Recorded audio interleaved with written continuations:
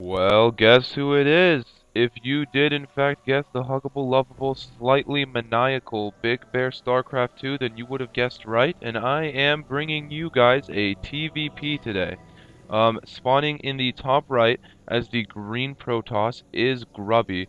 Now, I've seen a lot of casts. I think I've actually just casted a game with Grubby being Terran, and it's kind of weird because Grubby, in half the games you see, he spawns as Protoss, and in half the games he spawns as Terran. I don't know if he has particular matchups, like for example, if he's playing against another Terran, he will always go Protoss, or if he is playing against a Zerg, he will go Terran, or something like that. I don't really know.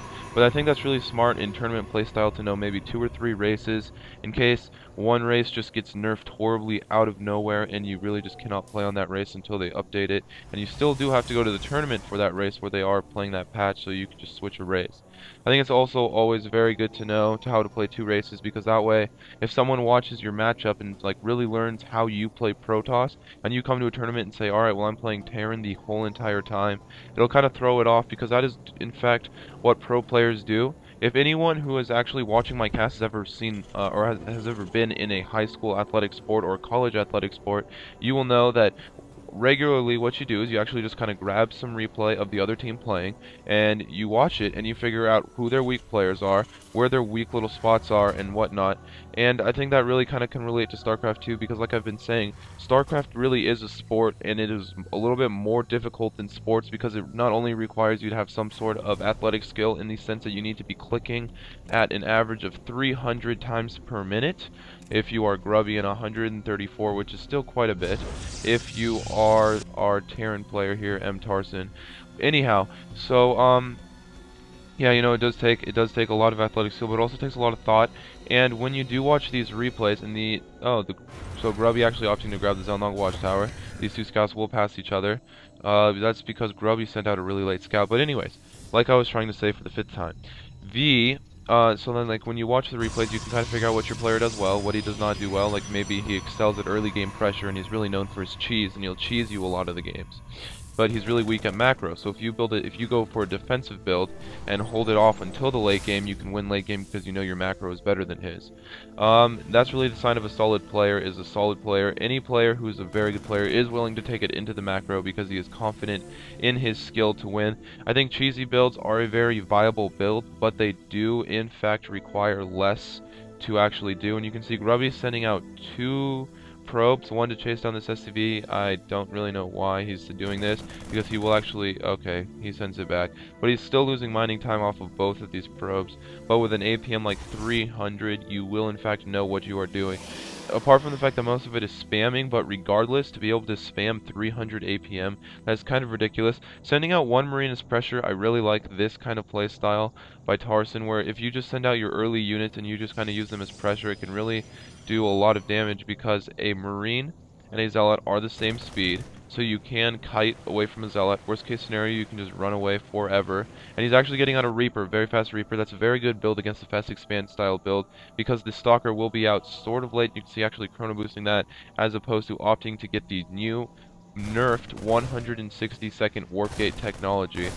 And there it is, that's what I'm talking about. It's just the Reaper is so much faster than Zealots, so it can actually just kind of kite the Zealots away, and the Stalker is about to get out, so it really kind of deter this drop play.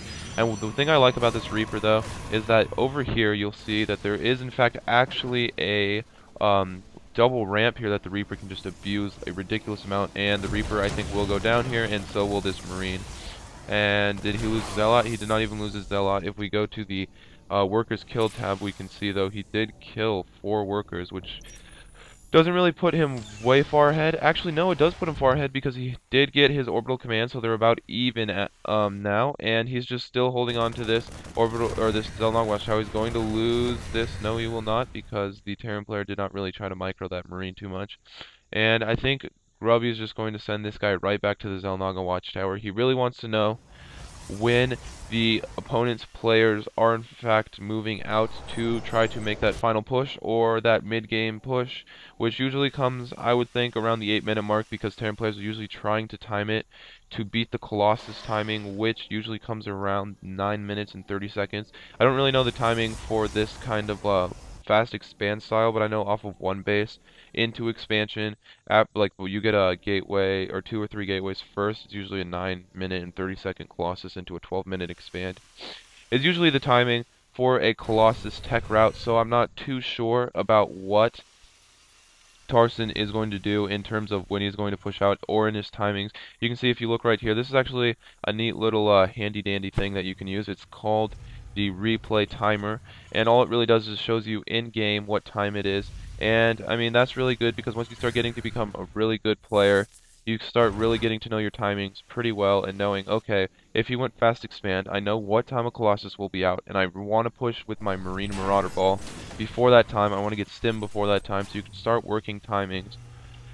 And I mean, it's just really good to know your timings anyways, because then you can start like figuring out when a Phoenix is coming. You say, okay, I saw Phoenix at this time, maybe I should just put 1 or 2 Marines here to really stop any sort of Phoenix play. Or I should scout at this time because I know that's when he would probably be starting the Stargate, and if I do see a Stargate, all I have to do is just put up some units. But hold that thought, because we do have a Stalker and Zealot mix moving out, and no one's really controlling this Zelnaga Watchtower, and Grubby is holding onto this Zelnaga Watchtower smartly. So I mean, the Terran player doesn't really know what's coming for him, and really all that's coming for him is a 3-4 gate, but the 6 gate. Oh, hello, all in. Yep, and this is why I hate playing Terran, is for this very reason right here. You're about to see this Terran player just get caught with his pants down. He wasn't scouting. He really should have been controlling with this Zelnaga Watchtower here and this Zelnaga Watchtower here. And I can tell you right now that there is literally a 75% chance to an 80% chance that the Protoss player will actually win this engagement. We'll see though.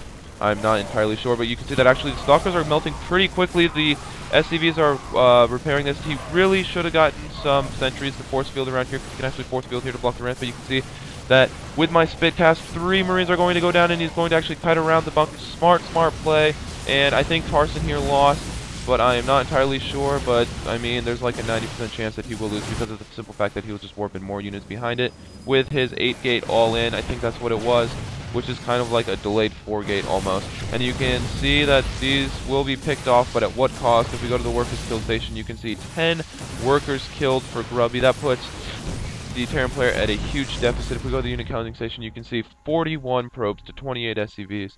You do not want to be at a disadvantage like that, and you can see he's actually totally opting to ignore this orbital command, and instead he is going right for the heart.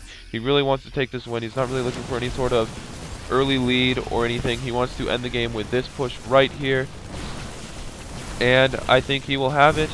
The Terran player just simply did not scout the 8-gate all-in, and I think that was really the problem. If you're going to be content with a heavy macro style play, you really have to also know that you have to scout, because the aggressive player doesn't really have to scout because he's being aggressive, obviously, so he already knows what he's doing. He knows that his push will come before yours, so it's up to the macro heavy player to in fact try to hold it off, and there's really not much that the Terran player can do. He's lost all of his SCVs. I mean, now he's just holding on because it's tournament play, and it's just like, why not? You might as well have a miracle. Maybe you'll disconnect. I really do think that that's what everyone here thinks, is that they'll just disconnect, and like that's what they really want. But obviously, too much for the Terran player to handle was the 8-gate all-in. I think it was 8-gate, is it? Oh no, 7-gate. Normally, for a normal timed attack, you usually see TT1 really popularize this against Zerg, but it's like a 6-gate push. And instead of getting that 7th gateway, he would get a forge a lot earlier and get +1 out of that, or +1. I think it's +1 armor, because armor is more beneficial to your units than attack is. But I am not entirely sure. A little side note for you guys is that if you do want to subscribe, and you know you're watching this video, and you just want to subscribe real quick, I mean, I'll make it even easier for you. All you have to do is, in fact, hit F5. I did not even know that you could do that, but that is really all you have to do. And it would mean a huge amount if you guys actually did subscribe to my channel. So please do that, and have a nice day, and have a fantastic tomorrow. This is Big Bear StarCraft, signing out.